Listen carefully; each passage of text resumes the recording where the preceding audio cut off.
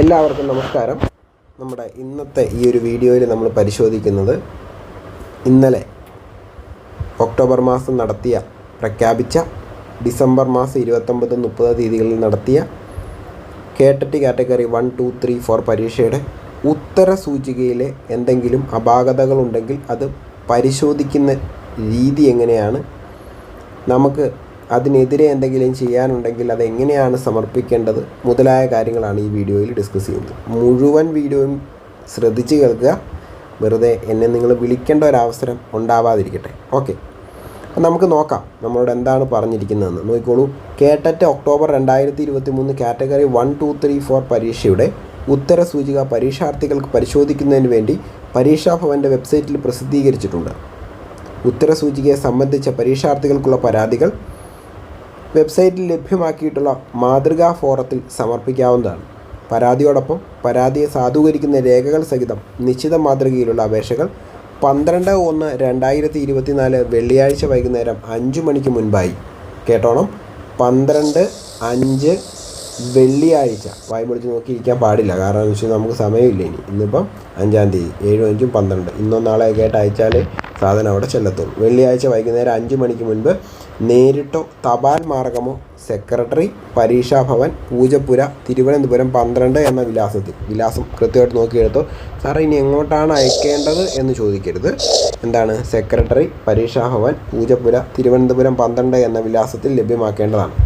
വൈകി ലഭിക്കുന്നതും നിശ്ചിത മാതൃകയിൽ അല്ലാത്തതുമായ പരാതികൾ യാതൊരു കാരണവശാലും പരിഗണിക്കുന്നതല്ല.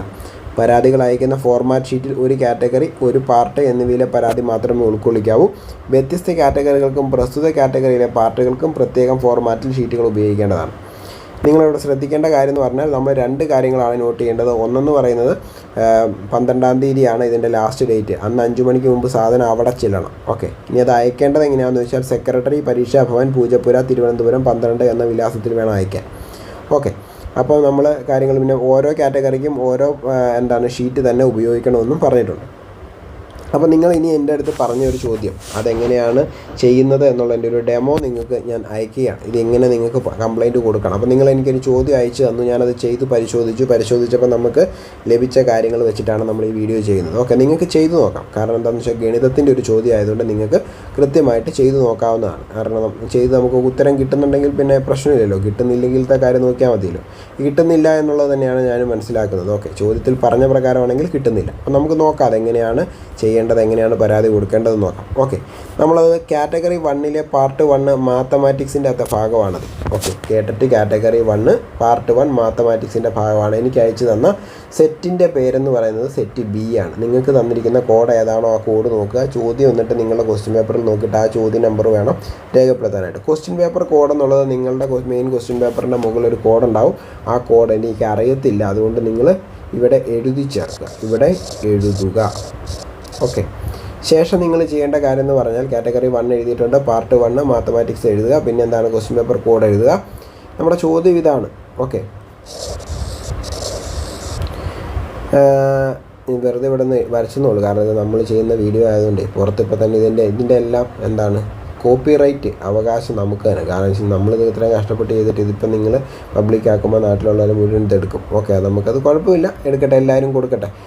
അപ്പോൾ ക്വസ്റ്റ്യൻ നമ്പർ 57. പിന്നെ ഇത് കാണുന്ന ആളുകൾ ഇത് വെറുതെ ഇങ്ങനെ രസത്തിന് വേണ്ടി കാണാതെ എന്ത് ചെയ്യുക, ഇത് നിങ്ങളും പരാതി കൊടുക്കുക. ഓക്കെ, എന്നിട്ട് പരാതി കൊടുക്കുന്നതിൻ്റെ കോപ്പി നിങ്ങളുടെ കയ്യിൽ സുരക്ഷിതമായിട്ട് വെക്കണം. അതുപോലെ തന്നെ അതിൻ്റെ അയച്ചേക്കുന്നതിൻ്റെ റെസിപ്റ്റ് നിങ്ങൾ കയ്യിൽ സൂക്ഷിക്കണം. ഓക്കെ, ക്വസ്റ്റ്യൻ നമ്പർ 57 സെറ്റ് ബിയിൽ നമുക്ക് തന്നിരിക്കുന്നത്. ഒരാൾ 500 രൂപ നോട്ട് മാറിയപ്പോൾ 10 രൂപ നോട്ടും 20 രൂപ നോട്ടുമാണ് കിട്ടിയത്. ആകെ നോട്ടുകളുടെ എണ്ണം 70 രൂപയാണ്. ആകയാൽ 10 രൂപ നോട്ടുകളുടെ എണ്ണം എത്ര? നമ്മളോട് പറഞ്ഞിരിക്കുന്നത് ആകെ നോട്ടുകളുടെ എണ്ണം 70 ആകയാൽ 10 രൂപ നോട്ടുകളുടെ എണ്ണം എത്ര? ഞാൻ ഈ 57ാമത്തെ ചോദ്യത്തിൻ്റെ ഉത്തരം പ്രൊവിഷണൽ ആൻസർ കീയിൽ തന്നിരിക്കുന്ന എ ആണ്. എ എന്ന് പറയുന്ന ഉത്തരം 90. അതെങ്ങനെയാണ് 90 വരിക? കാരണം ആകെ ലഭിച്ചിരിക്കുന്ന നോട്ടുകളുടെ എണ്ണം 70. പിന്നെ 10 രൂപ നോട്ട് 90 എങ്ങനെ വരും? അതാണ് ഒന്നാമത്തെ ഉത്തരം. നമ്മളവിടെ എഴുതിയിട്ടുണ്ട്. ഉത്തരമില്ല, ഓപ്ഷൻ തെറ്റാണ്. ഇവിടെ ചോദ്യത്തിൽ തന്നിരിക്കുന്ന 500 രൂപ നോട്ട് മാറിയപ്പോൾ ആകെ 70 നോട്ടുകൾ ആണ് ലഭിച്ചത് എന്നാണ്. അതിൽ 10 രൂപ നോട്ടുകളും 20 രൂപ നോട്ടുകളും ഉൾപ്പെടും. അങ്ങനെയെങ്കിൽ ഓപ്ഷൻ പ്രകാരം ഉത്തരം എ ആണ് നൽകിയിരിക്കുന്നത്. ആകെ 70 നോട്ടുകൾ ലഭിക്കുമ്പോൾ എങ്ങനെയാണ് 90 എന്ന ഉത്തരം വരിക? മറ്റ് ഓപ്ഷനും കൂടി പരിഗണിക്കാം. നമ്മൾ ഓരോ ഓപ്ഷനുകളും കൂടി പരിഗണിച്ചിട്ടുണ്ട്. മാറിയത് 500-ൻ്റെ നോട്ടാണ് അല്ലേ? അപ്പം 90 × 10 900 രൂപയാണ് നമുക്ക് കിട്ടുന്നത്. ബാക്കി 20 രൂപ നോട്ടുകളുടെ എണ്ണം നമുക്ക് പറഞ്ഞിട്ടില്ല. നമ്മൾ മാറിയത് ആകെ 500-ൻ്റെ ഒരു നോട്ടാണ്. 1 ആണോ 2 ആണോ എന്നൊന്നും നമ്മൾ പറഞ്ഞിട്ടില്ല. 500-ൻ്റെ നോട്ടാണ് മാറിയത്. അപ്പോൾ രണ്ടാമത്തെ ഓപ്ഷൻ നമുക്ക് പരിഗണിക്കാം. 60 × 10 600. എന്തായാലും 500-ൻ്റെ നോട്ടാണ് മാറിയത്, നടക്കത്തില്ല. പിന്നെ നമുക്ക് നോക്കാം സി 40 × 10 40 ഇവിടെ ഓപ്ഷൻ തന്നിരിക്കുന്നത്. 40 × 10 400 പിന്നെ എന്താണ് 20 × 30 നമുക്ക് നോക്കാം. കാരണം വെച്ചാൽ 40 10 ബാക്കി 30 20 ആയിരിക്കുമല്ലോ, 70 ആവണമെങ്കിൽ. അങ്ങനെ നോക്കുമ്പോൾ 1000 അത് നടക്കില്ല. അടുത്തത് നോക്കാം 30 10 അതായത് 30-ൻ്റെ 10 നോട്ടുകളും 40-ൻ്റെ 20 ഇനി 20-ൻ്റെ 40 നോട്ടുകളും നോക്കുമ്പോഴും 1100 അതും നമുക്ക് മാറാൻ പറ്റത്തില്ല. അപ്പോൾ നമുക്ക് ഈ ഉത്തരം തന്നിരിക്കുന്ന 90 എന്ന് പറയുന്ന ഓപ്ഷൻ തെറ്റ് തന്നെയാണ്. അപ്പോൾ നമുക്ക് ഞാൻ ജസ്റ്റ് ഇങ്ങനെ ഒന്ന് എഴുതിയതാണ്. നിങ്ങൾക്ക് ഇത് വേണമെങ്കിൽ ഇങ്ങനെ തന്നെ എഴുതാം. ഇനി ഇതല്ല എന്നുണ്ടെങ്കിൽ ഇത് നിങ്ങൾക്ക് ഏതെങ്കിലും രീതിയിൽ എഴുതണമെങ്കിൽ കാരണം നമ്മളിവിടെ ക്രിയേറ്റ് ചെയ്തിട്ടുണ്ട്. ഓരോ ഓപ്ഷനും നമ്മൾ ക്രിയേറ്റ് ചെയ്തിട്ടുണ്ട്. Supporting documents enclosed. നമ്മൾ എന്താണ് സപ്പോർട്ടിംഗ് ഡോക്യുമെൻറ്റ് വെക്കുന്നതെന്ന് വെച്ച് കഴിഞ്ഞാൽ ഇത് ഗണിതത്തിൻ്റെ ചോദ്യമാണ്. അതുകൊണ്ട് നമ്മൾ ഗണിതം എപ്പോഴും നമുക്ക് ആർക്കും കണ്ടുപിടിക്കാവുന്ന ചോദ്യമാണ്. കാരണം ഇതിന് നമുക്ക് സപ്പോർട്ടിംഗ് ഡോക്യുമെൻറ്റ് വെക്കേണ്ട കാര്യമില്ല. ഇങ്ങനൊരു ചോദ്യം നമ്മുടെ പുസ്തകങ്ങളിലൊന്നും കിട്ടത്തില്ല. അപ്പോൾ അതുകൊണ്ട് എന്ത് ചെയ്യരുത്, നമ്മളിവിടെ ക്രിയേറ്റ് ചെയ്തിരിക്കുന്നു എന്ന് തന്നെ എഴുതി വെക്കുക. ശേഷം ഈ ക്രിയകൾ നിങ്ങൾ കൃത്യമായിട്ട് ചെയ്യുക. ഓക്കെ. പിന്നെ നിങ്ങളുടെ ഒപ്പ്, നിങ്ങളുടെ പേര്, നിങ്ങളുടെ റോൾ നമ്പർ, നിങ്ങളുടെ അഡ്രസ്സ്, ഇത്രയും കാര്യങ്ങളും വെക്കുക. പ്ലേസ്, നിങ്ങളുടെ സ്ഥലം, അതുപോലെ ഡേറ്റ് ഏതാണോ ഡേറ്റ്, നാളെയാണ് നിങ്ങൾ അയക്കുന്നതെങ്കിൽ നാളത്തെ ഡേറ്റ് ഇടുക. എന്നിട്ട് എത്രയും പെട്ടെന്ന് ഈ സാധനം അയക്കാൻ ശ്രമിക്കുക. ഓക്കെ. 12-ാം തീയതിക്ക് മുൻപ് വേണം ഈ സാധനം ചെല്ലാനായിട്ട്. അപ്പോൾ നിങ്ങൾ അതുകൊണ്ട് എന്ത് ചെയ്യുക, ഈ കാര്യങ്ങൾ നിങ്ങൾ ശ്രദ്ധിക്കുക. ഓക്കെ. അപ്പോൾ ഇത് തെറ്റാണെന്ന് നിങ്ങൾക്ക് തോന്നുന്നുണ്ടെങ്കിൽ മാത്രം നിങ്ങൾ ഈ ചോദ്യം വെച്ചാൽ മതി. ശരിയാണെന്ന് തോന്നുന്നവരാരും വെക്കണ്ട.